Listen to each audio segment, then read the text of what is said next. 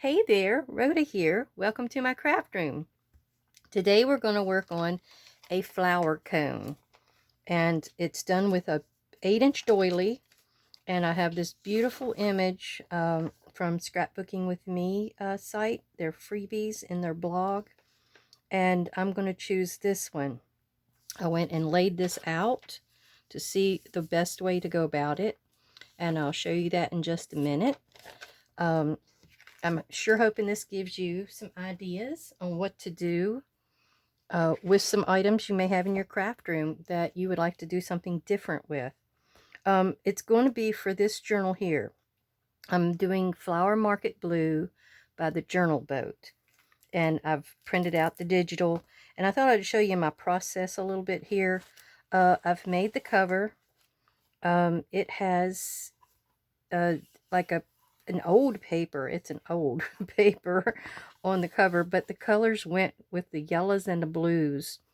I also have some mulberry paper here on the edge. I had just a slight bit of cracking on the edge. You can still see the image, but you don't see the cracking. I did a collage on the front with some of the papers. Now this image, the truck and the chair and the flowers, they're from the Dollar Tree. And since this had a truck in it and it looked really similar to this, I had to go with that. So the inside has some paper from a garden pack that I've got. And I made a pocket here, and I made a tuck there with one of my journal cards that I did in one of my shorts. I'm going to do a demo of this soon. I think it's so cool. I just love the way that turns out. So what you do, you're going to be picking out your papers. You're going to be figuring out what you want to do with the edge of them. I kind of roughed them up a little bit with scissors and things. I've got some of my own dyed papers in here, plus the digital, plus some two-sided paper. It's from one of my paper pads. This is some more of the digital, but I try to put them in here where they're kind of color blending on from side to side like that. I love that bucket. So anyhow, that's how I kind of went about that. And I even took some photos from a little small book of flowers that I wasn't doing anything with it. So what I did, I made a hinge. And you can see it's just possibly a 1-inch piece. And I scored it right down the center. And I attached it with some score tape, two-sided tape. And I got it in here. And I figured out which place in the book it went the best. And that's how I did it. So I've got 2 signatures. This is one of the Artie Mays freebies, and it's the same. It's got the same thing from the little flower book. It's got a piece of mulberry paper on this side, and some old stationery that I've got. It's like an imitation, and it's a beautiful piece of vellum. So I've got that in there, and you'll get to see that in a flip through here soon. And of course I did little flowers. I watercolored them up, and then I put some heat embossing clear on them. And these are all the pieces that will be going with the kit into my book. I even had a little bit of mulberry paper left over, so I made a little edge ribbon. And I do need to look in here and find a piece to tuck my doily into. That is the one thing that I didn't pick out, and I think that might be perfect right there. So we're going with that. So that's that. Let me get this over here out of the way. Hopefully I'll have that done in a week, and I can do a flip through soon and let you know how that turns out. All right, we're going to use Victorian Velvet today. It's one of those Distress Oxides. Has a gorgeous color. I'm going to be doing the edges of my doily just to give it a little bit of color. Ooh, they can give it a lot of color. But we're going to do our tuck first. That's what this is going to turn into, a tuck. And you don't have to worry about the back side of that. We're going to see about getting a little color on this. I don't know how hard it's going to be, but we're only going to put it where you're actually going to see it.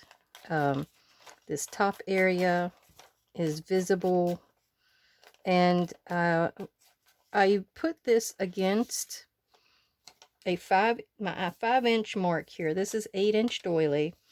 So what I did, I lined up the top here with the 3-inch section and the 2.5-inch section with the point below, and then I went and put my folds in, and the folds don't quite overlap. They don't actually overlap each other. They meet just right there, and that's all you need. And then they're going to tuck in. Now it's the doilies from the Dollar Tree is where I got these. So if you're able to go there and get them, you'll get this same pretty little pattern, hopefully, on the outside edge. You want it to be ruffly and pretty. I got one still stuck in there. Okay. And real feminine looking. This would be pretty in a shabby chic journal. I believe any kind of feminine journal. It's a really cute, delicate, lacy little piece that would go well with anything of those sorts. I hope everybody is doing well today, and I'd like to say hello to all the new subscribers and my old subscribers who have been with me for about 3 months, or up to 3 months. I've been doing videos since then, and it's really I'm getting better. I'm getting much better. I'm trying to learn all the things I need to know to keep you entertained and not be, tying up your day. That's right, you will see the inside of this. I'm going to scrape some color over it real quick. I had decided or debated whether to put any paper on the inside here, and I don't think we need to. You need to be a little careful with him because he is delicate. But let's see what we've got here. Maybe done with the inking. This piece here is going to be for the outside. This little half moon guy right here is where these pinks are going to go to help tie into our photo in the middle. So I had looked this guy over and kind of positioned. You can see through there too, which is neat. But you can position this, and that would have been, pretty right there. But I got to think about my inside half moons too. They have to be covered. So I got over here and played with this one a little bit, and I think I got it right up here in this corner, and I'm still able, as long as I don't go off the paper, I'm still able to get my half moons covered like a continued piece is basically what's going to be. Now, this is how I'm going to show you how to do it. You're going to get in here and you're going to dot so you know where to cut. And that gives you like a little line to go by, and it won't be so much that you have to sit there and erase for 10 minutes to get rid of it. You know how that is. Oh gosh. But this is a gorgeous image. It was in, had to be 2021 Easter sometime, that it had several Easter related items. But gosh, these roses are just so gorgeous. I just loved them. I have done this before. I have done this before, but it's in my mother's book. And I saw it in there, and it reminded me, oh, I haven't showed how to do that yet. But I forgot to get it to show it to you, so you'd see what it looked like before. So, I guess you just have to stick with me for a little bit, and we'll get it together, and you'll see what it looks like at the end. It'd be a secret reveal. Although I'm sure to have it on the thumbnail, so you know what you're going to get into. Oh my goodness. Well, it's a little rainy here today again. I guess The gloomy weather's going to start hitting, but if it gives us a nice cold snap, we might get some pretty colors on some leaves out there. Oh, goodness. Which way was this going? I think I'm going to go with the majority of the pretty flowers going up. See how pretty that's going to be? Now what we need to do, we need to get a ruler, which of course is one of the things I forgot to get. But we're going to take our ruler and find our score or fold line, not score line, but our fold line, and find that fold. And we're going to meet up to it. And what we're going to do is we're going to, oh God, I got it turned the wrong way. You got to have that side against it. All right, so we're going to find that. Going to increase our fold, and then we're going to rip. I don't know if I should rather rip in the other direction, maybe. Let's do that. I don't want to rip a corner off of that poor little guy and him be all wonky and ugly. Okay, we're doing it that way. Here we go. And then you just pull kind of gently and steadily, and you get that off of there. All right, now let's do the other side. Now let's make sure we know where we're at here. And we're going to come in, find the fold on this end. Nope, wrong way. I got to fold the big piece off first. Where is that? Where is that? There it is. Now, if you need to, you can probably draw you a little line to keep yourself on the right track. Okay, now, there we go. We're going with it. We're going with it. Oops. That little piece started wiggling on me, so I'm going to just go ahead and trim him. Because we got to get in here and trim anyway. We don't want it to be this big. Let me go with the big scissors. Because we want to be able to still fold our paper. Is the idea there. And that will help it be really free folding and not be bulky and stay open, although your tuck is going to help keep it closed.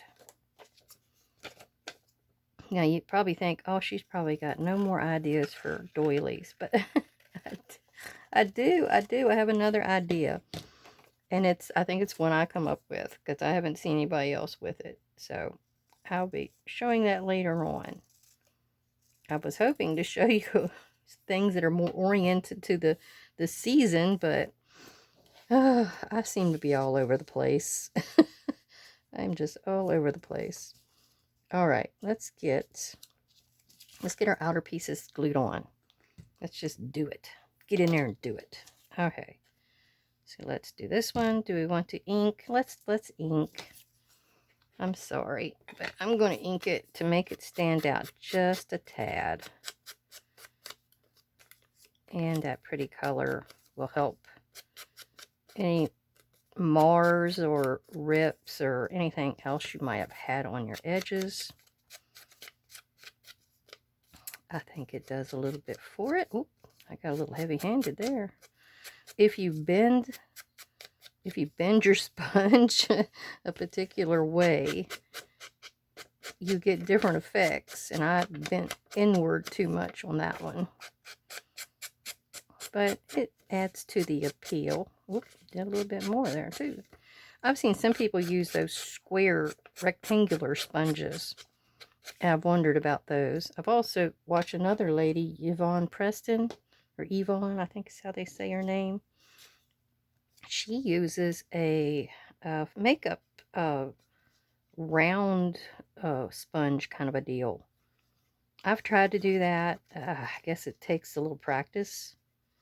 And I've seen people use those real inexpensive little triangular white sponges for makeup and such. You can do a lot with those. I've seen where somebody takes them and folds them up and puts them into a bottle cap. And they do great. really great. All right, get this one on here. I was hoping this would be a short, snappy little video. But, you know me. I have to get on here and ramble. And go in a few different directions. But hopefully leading you into some creativeness for your projects. And what better than a doily? Okay, we're going to fold this little guy. Refolding. Make sure he's doing good. Yep, we're still in the line. We're still in the line. Alright. I was trying to fold him too big. There. I guess it's better to fold there and then your delicate edge. There we go. Now let's see what I've got left here. I want to have a little tiny line in there, and I do. So let's get to gluing. Now, if you would like to get a pretty inspirational word to put in here with this, I did not do that. We may find something. I think I've got an idea what I can get and stick in here that would go with the overall look of the prettiness we're going with. Now, I try to find a coffee dyed doily. I used them all, I guess, in the 8-inch range. And so I had to go with this white one. But I didn't think that would be too bad because it adds to the lightness of it, you know. I stuck my finger in there somewhere. Did I need to... Just need to watch your edges. Maybe go in here and burnish with your bone folder and see what you can do. There we go. I'm sure I'm going to stick this one. Oh, I need to do an extra one for my ideas journal. I forgot about that. See, that one actually doesn't overlap, so we'll make him the bottom and this one the top because he's a little wider. Okay. So now we're done, except for gluing it down into a book. So what you're going to do there... Oh, we didn't do the outside. Look at that. Okay. Now, I should have went and took those pieces there. But, of course, I didn't think ahead. So we're going to do a little sketching. I thought the pearls might be pretty over here, but I don't know. I don't think they'll show well. But once you get one of these kind of sketched out and done, the other one's easy peasy. And then once you get it cut, you can always trim, trim, trim. Alright, we're going to try that, see what happens. And then we're going to do one for the other side. Now you always have to think, oh, one is probably going to be a little bigger than the other, so... Yeah, I'm probably going to have to come back in here and erase a little bit on this one. Okay, there we go. That didn't turn out too bad. I think I have to cut a little bit off this tip, and we're good. There we go. Do a little more inking. Ink, ink, ink. I can still erase through the ink, so don't worry about that. It'll still come off. Okay, now what we're going to do is we're going to try and grab us a little bit of pearls. I think I want some pearls. Let's go. Ooh, let's go that way. Yes, perfect. Perfect. I'll be getting a little bit of everything there. I'll make sure this is the right size too once we get it done. I've had this paper pad for eons. I've been needing to use some of it up. So I said, let me grab this pink page that has not been called to service yet. I just had never figured out what I wanted to do with it. Alright, this one is a little big. I wonder if maybe I can stick that on that side, because that's going to be our outer side. So, let's give a little bit better trim there. Our edge here. And or dome up here. It's a little bit too big. So you can always trim away. Just make it a little bigger than you think it needs to be. Okay, that's good. I think, though, I've got a hump or something in the middle here. All right, now we're good. Now we're good. We have to go and ink a tad. And isn't that great that you've got pearls in here now? That adds to the shabby chicness of it. And it will also tie into all that white. I mean, you can get in here and probably do a little dip method. You know, put a little distress ink down on a flat surface and then spray it and then run your finger through it and dip your doily in there and give you some color. Now, if you wanted to do something along those lines, I've got to cut that down a little bit. I'll just cut a line right there. Do a little bit more ink. And I think she's good. Yep, she's good. All right. If you felt like collaging, or you have a pretty collage, you just want a nice focal for in the middle in here. And have it speak for you. It needs to speak for you. Oh, goodness. All right. I think she's done. All right. All we got to do now is tuck it and put it on your page. You're going to glue this down only on the outside edges. Only on that. Because then you're able to tuck your doily in. But you may need to pick it up and help it a little bit. And then it goes in like that. And you're able to bring it out the bottom side. Now, on my mom's, I used this great big butterfly. And it was perfect. And all you would do again is glue on the outside edges. So you can experiment with what you would like to have there. So anyhow, thank you for joining me. And thank everyone for watching and sticking with me. I hope you enjoyed this and got some ideas and inspiration. And you have a great day. Thank you.